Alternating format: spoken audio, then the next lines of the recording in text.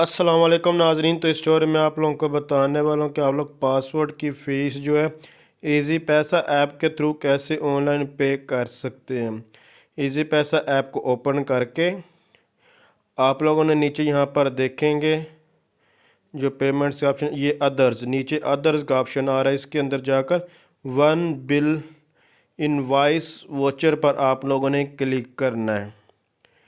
इस पर आप लोग जैसे ही क्लिक करेंगे यहाँ पर आप लोगों को कहेगा कि आप PSID लिखें। ये कहाँ से आती है, ये ऑलरेडी मैं इसके ऊपर ट्यूटोरियल बना चुका हूँ, आप लोग चैनल को विज़िट करके ये चेक कर सकते हैं। इसके अलावा मुकम्मल पासवर्ड बनवाने का भी मेथड है। अब यहाँ पर नीचे यहाँ पर इन्होंने बताया हुआ है 6 डिजिट जो प्री फिक्स, प्री का होता है तो पहले, मतलब कि जो 6 डिजिट जो पहले लिखे जाते हैं कोड, यहाँ पर नीचे डिटेल भी बता रहे हैं। वो कोड यहाँ पर आप लोगों ने लिखना है।